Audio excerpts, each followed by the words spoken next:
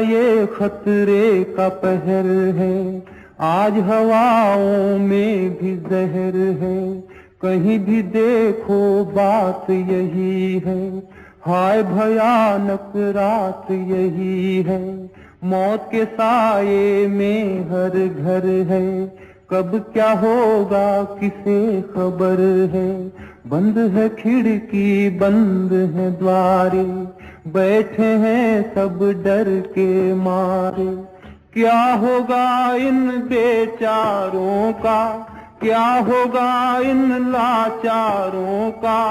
इनका सब कुछ खो सकता है, इन पे हमला हो सकता है।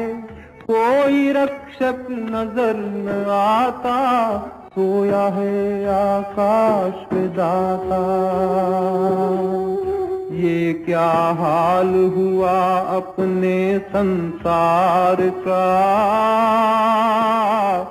निकल रहा है आज जनाजा प्यार का। We know that for many people, life is changing dramatically. My family is no different. My daughter is now taking her classes online from home because her school is closed.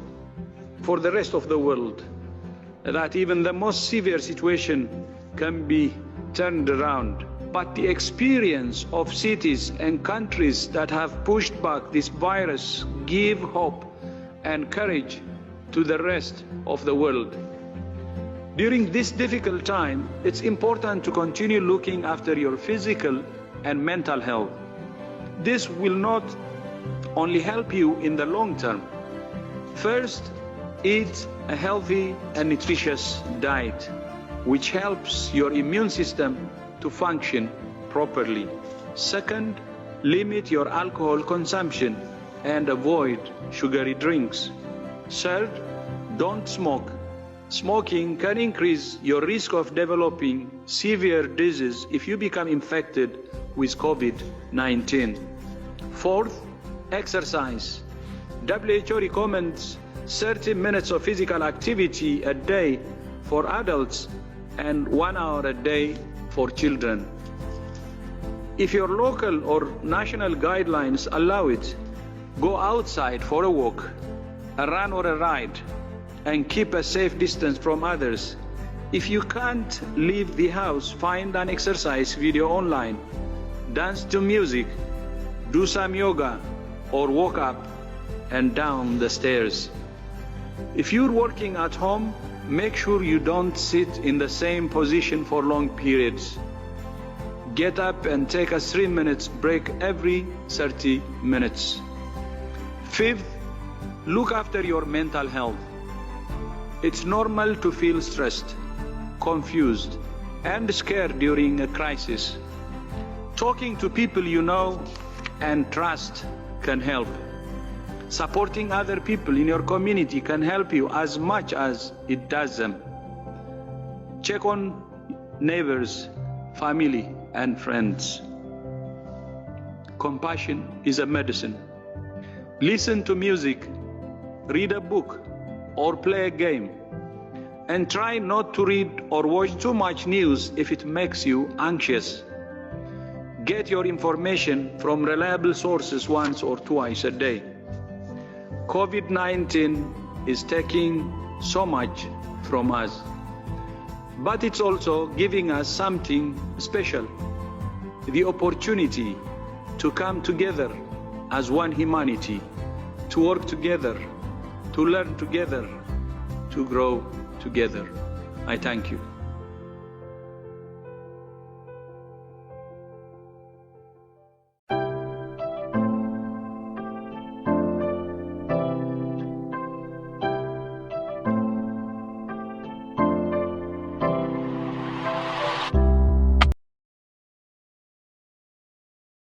उठती लहरों को साहिल की दरकार नहीं होती, हौसलों के आगे कोई दीवार नहीं होती।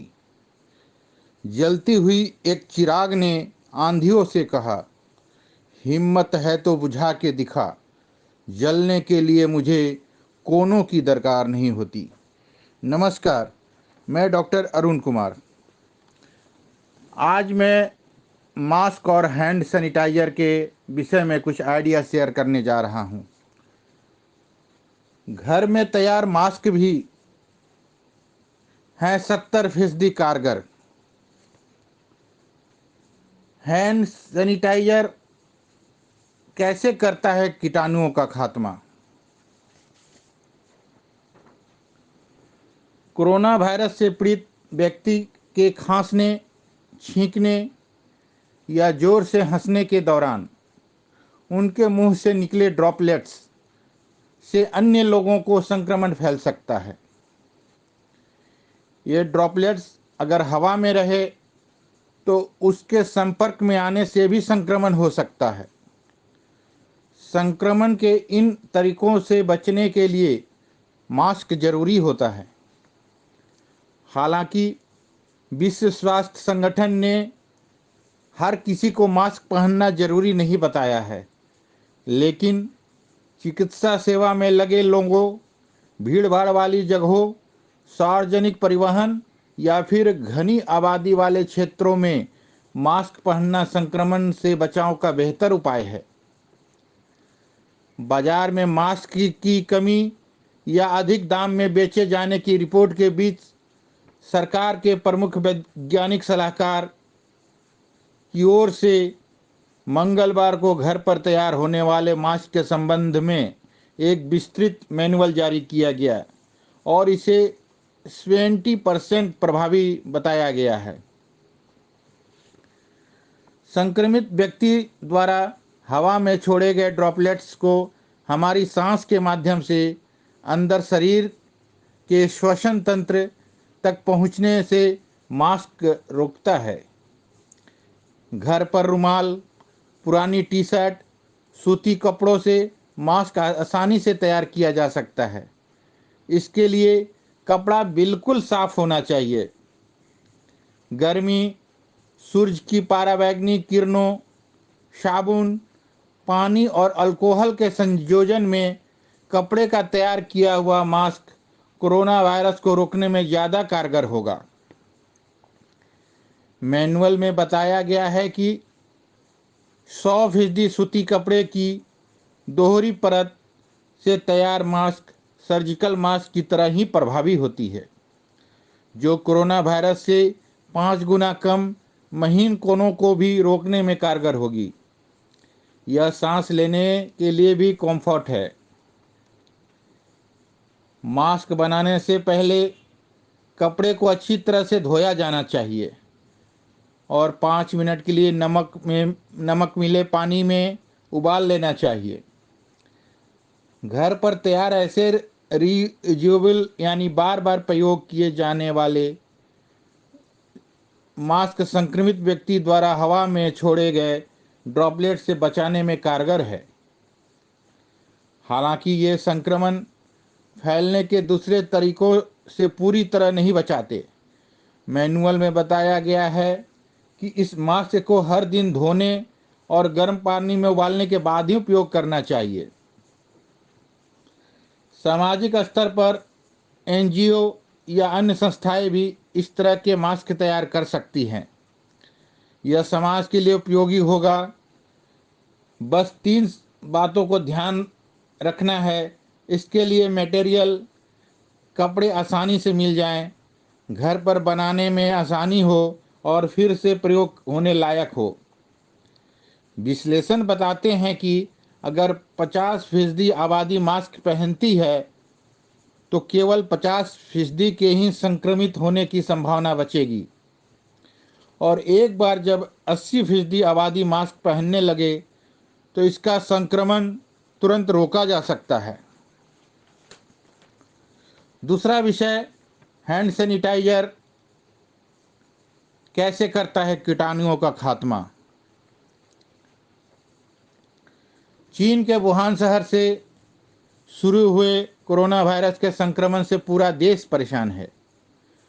भारत में भी हर दिन कोरोना से संक्रमण के नए मामले सामने आ रहे हैं। डॉक्टर और स्वास्थ्य विशेषज्ञ इससे बचाव के लिए साफ सफाई और हाइजीनिक मेंटेन रखने की सलाह दे रहे हैं। खासकर हाथों की साफ सफाई बहुत जरूरी है। हालांकि साबुन से बार बार धोना संभव नहीं होता है, ऐसे में सैनिटाइजर बेहतर विकल्प है। लेकिन कभी आपने यह सोचा है कि सैनिटाइजर को कारगर किस तरह बनाया जाता है? नहीं तो आइए जानते हैं सैनिटाइजर कैसे करता है कीटाणुओं का खात्मा। नींबू का रस या सुगंधित तेल। हैंड सैनिटाइजर को बनाने में अल्कोहल को इस्तेमाल मिलाया जाता है। अल्कोहल की महक को कम करने के लिए इसमें नींबू का रस या लौंग तेल जैसे सुगंधित तेल को मिलाया जाता है। खुशबू को बढ़ाने के लिए इत्र का छिड़काव भी किया जाता है। इन्हीं वजहों से सैनिटाइजर का इस्तेमाल करते वक्त भीनी भीनी खुशबू आती रहती है। Benzalkonium chloride. बेंजालकोनियम क्लोराइड एक एंटीसेप्टिक एजेंट है जो कीटाणुओं को खत्म करने का काम करता है। यदि सैनिटाइजर लगाने के बाद हाथों में थोड़ी सी जलन होती है तो वो इसी केमिकल की वजह से होती है। बेंजालकोनियम क्लोराइड का उपयोग कई दवाइयों के निर्माण में भी होता है। ट्राइक्लोसान। ट्राइक्लोसान एक तरह का केमिकल है जिसे हैंड सैनिटाइजर में मिलाया जाता है। यह केमिकल हाथों की त्वचा को सोखते हुए अंदर तक चला जाता है और कीटाणुओं को नष्ट कर देता है। इसके अधिक इस्तेमाल से हाथों में ड्राइनेस हो सकती है। फैथलेट्स। फैथलेट्स एक केमिकल है जो खुशबू को बढ़ाने का काम करता है। इस केमिकल को सैनिटाइजर में महक बढ़ाने के लिए मिलाया जाता है। हालांकि इस केमिकल की मात्रा निर्धारित होनी चाहिए। कई शोधों में यह बात सामने आई है कि फैथलेट्स की अधिक मात्रा लीवर, किडनी, फेफड़ों और प्रजनन तंत्र को नुकसान पहुंचा सकती है। गर्भवती महिलाओं के लिए भी इसका उपयोग नुकसानदायक है। साथ में एक और बहुत ही वाइटल और महत्वपूर्ण विषय पर मैं चर्चा करने जा रहा हूं कि कोरोना वायरस से बचाव के लिए बुजुर्गों यानी कि सीनियर सिटीजन का कैसे रखें ख्याल। इस बारे में स्वास्थ्य मंत्रालय का क्या परामर्श है। देश और दुनिया भर में कोरोना वायरस से संक्रमित लोगों की संख्या 24 लाख से ज्यादा हो गई है, जबकि इससे हुई मौतों का आंकड़ा 1,65,000 पार कर चुका है। अपने देश भारत का बात करें तो संक्रमित लोगों की संख्या 17,265 है। वहीं 543 लोगों की जान चली गई है। हर दिन कोरोना संक्रमण के नए मामले सामने आ रहे हैं। कोरोना वायरस के संक्रमण और मौतों के आधार पर स्वास्थ्य विशेषज्ञ शुरू से बताते आ रहे हैं कि कमजोर इम्यून सिस्टम यानी कमजोर प्रतिरोधक क्षमता वाले लोगों को कोरोना संक्रमण का खतरा ज़्यादा है। बढ़ती उम्र के साथ बुजुर्गों की रोग प्रतिरोधक क्षमता कम होती चली जाती है और इसलिए उनको कोरोना संक्रमण का ज़्यादा खतरा है। बुजुर्गों को सर्वाधिक खतरा होने को लेकर कोरोना से बचाव के लिए केंद्र सरकार के स्वास्थ्य मंत्रालय ने भी परामर्श जारी किया है। मंत्रालय द्वारा सोमवार को जारी किए गए स्वास्थ्य परामर्श में बताया गया है कि इस वायरस के संक्रमण से बचने के लिए बुजुर्गों को क्या करना चाहिए और क्या नहीं करना चाहिए। उम्र दराज लोगों को संक्रमण से बचाव के सभी संभव उपाय अपनाते हुए घर पर ही नियमित रूप से व्यायाम करने की सलाह दी गई है। साथ ही घर पर रहते हुए भी संक्रमण का खतरा कम करने के लिए उन्हें नियमित अंतराल पर साबुन से हाथ और चेहरा धोते रहना चाहिए। घर से बाहर नहीं निकलने के परामर्श का सख्ती से पालन करते हुए बुजुर्गों को बाहर से आने वाले लोगों से नहीं मिलने को कहा गया है। अगर आगंतुकों से मिलना बहुत जरूरी हो तो कम से कम 1 मीटर की दूरी बनाकर मिलना सुरक्षित होगा। बुजुर्गों को घर में बना ताजा पोषण युक्त आहार ही लेना चाहिए। उन्हें गर्म खाना खाने, बार बार पानी पीने और नियमित तौर पर ताजे फलों का रस पीने की सलाह दी गई है। उम्रदराज लोगों से पहले से चल रही दवाओं का नियमित रूप से सेवन करना चाहिए। मोतियाबिंद, घुटना प्रत्यारोपण जैसी शल्य चिकित्सा सर्जरी को फिलहाल टालने का एडवाइस दिया गया है। बुजुर्गों को सर्दी, जुकाम, खांसी या बुखार से पीड़ित लोगों के पास नहीं जाना चाहिए। बुजुर्गों को बुखार, जुकाम या सांस लेने में तकलीफ की समस्या होने पर तत्काल नज़दीकी चिकित्सा सेवा से संपर्क करना चाहिए। दरअसल कोरोना वायरस के संक्रमण से अब तक सामने आए मौत के मामलों में उम्रदराज लोगों की काफ़ी अधिक संख्या को देखते हुए बुजुर्गों के लिए ये परामर्श दिए गए हैं। संक्रमण का दायरा बढ़ने के मद्देनज़र मंत्रालय द्वारा भी जारी परामर्श में कहा गया है कि बुजुर्गों की उम्र की अधिकता के कारण शरीर की रोग प्रतिरोधक क्षमता तुलनात्मक रूप से कम होने की वजह से संक्रमण का खतरा बढ़ जाता है। ऐसे में बुजुर्गों का खास ध्यान रखने की ज़रूरत है। धन्यवाद। आपका अपना डॉक्टर अरुण कुमार।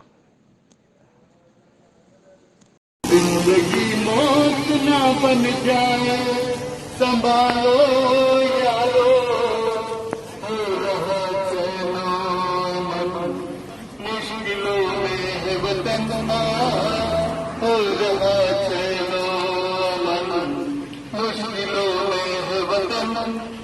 सरफरोशी की शमा दिल में जला लो यारो।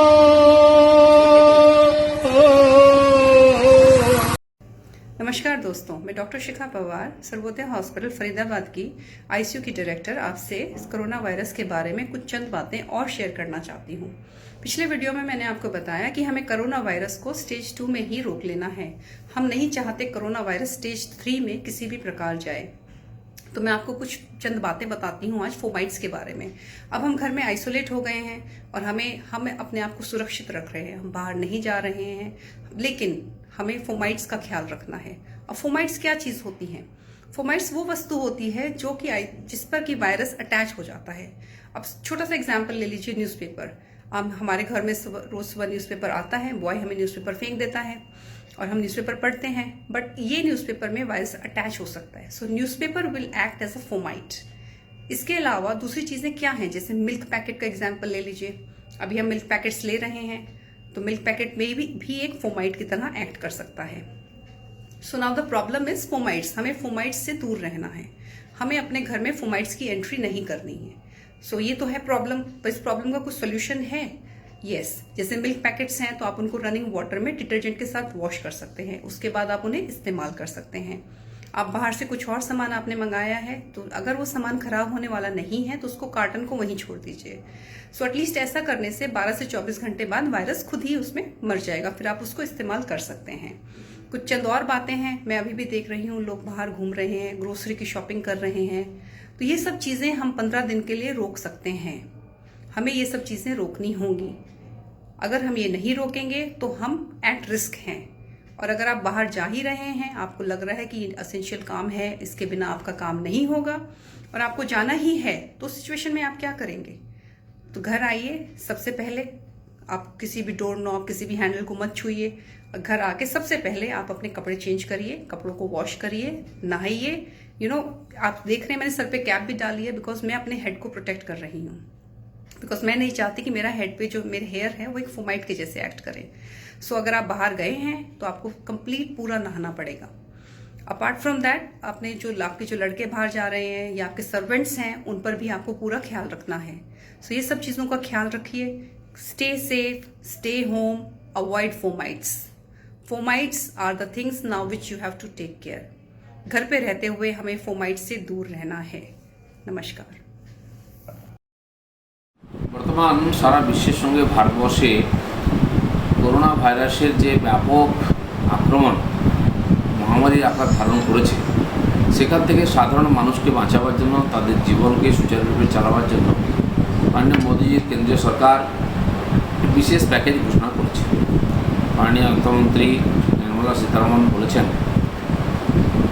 1,70,000 কোটি টাকা কেন্দ্র সরকার বিশেষভাবে এই অভিযানকে সফল করার জন্য খরচা করবে।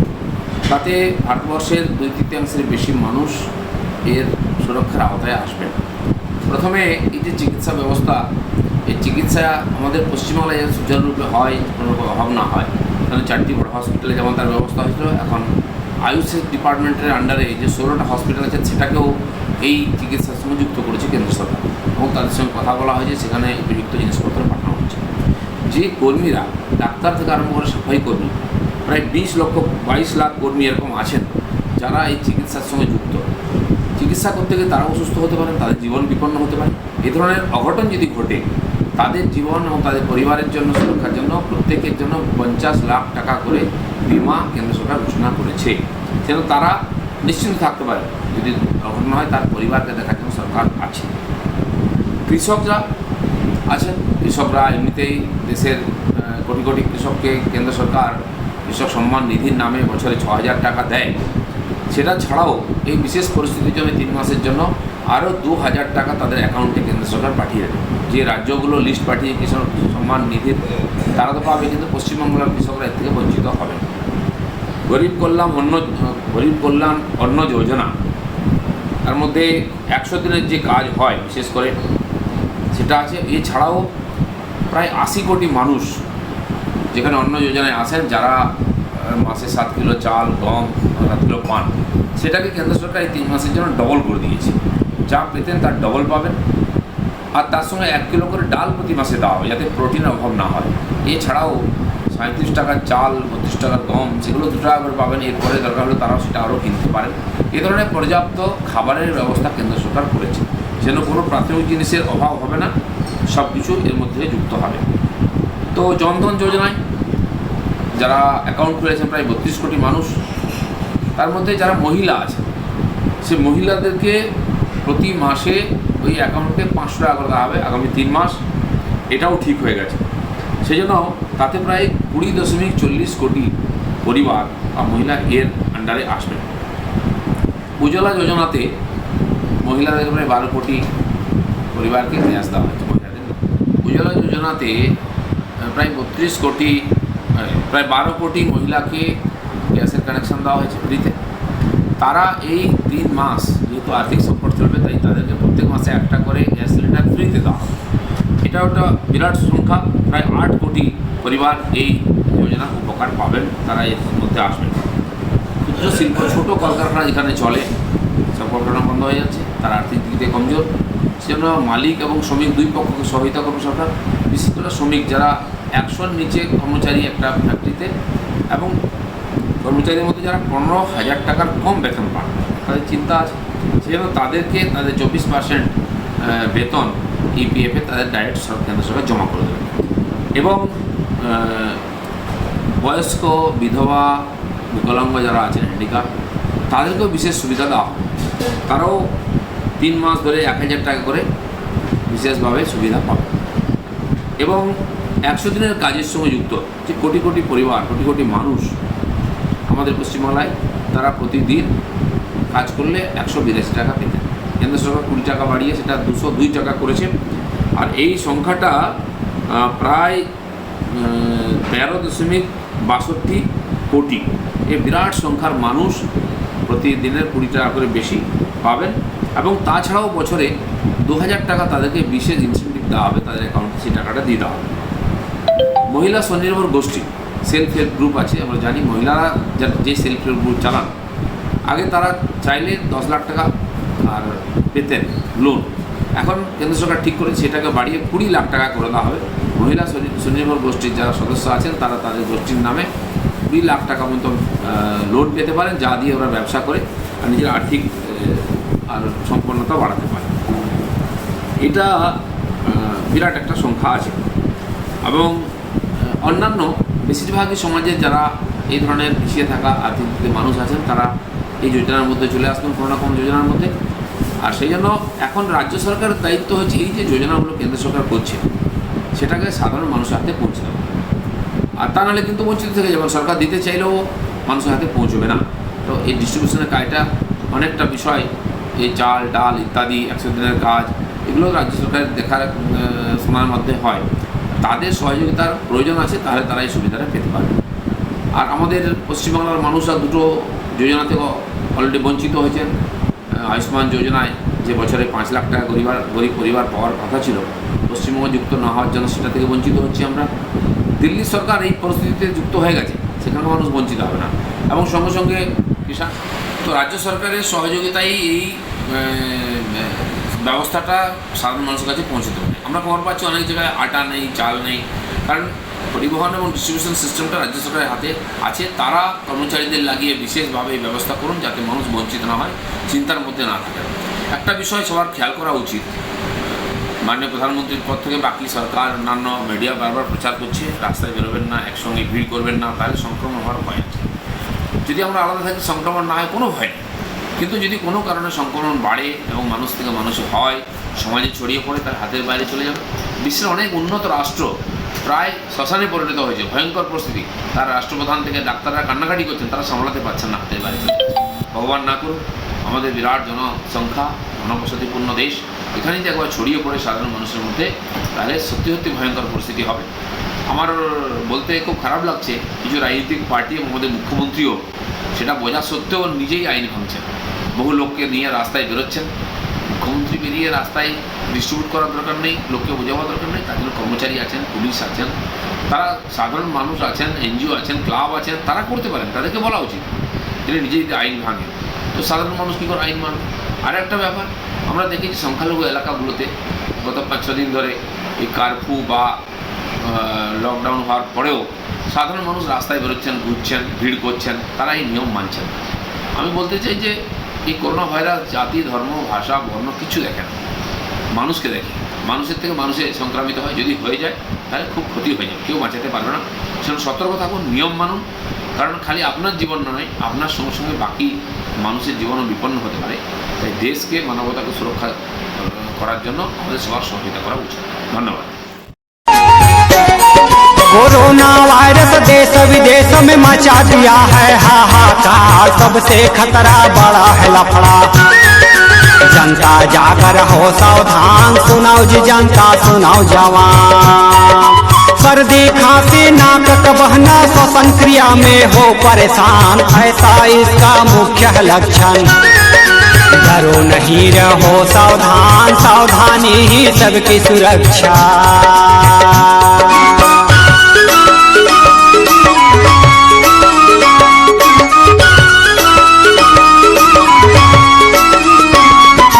चीन देश से निकला आया कोरोना वायरस, इसका नाम जगह जगह है इनका चर्चा।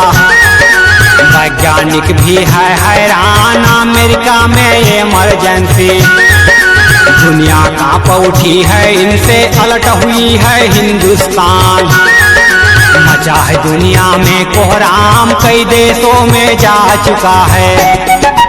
आतंकवाद से भी गहरा है कोरोना वायरस का अत्याचार, चीन देश में फैल चुका है। इसका इलाज नहीं फिलहाल, सावधानी ही सबकी सुरक्षा।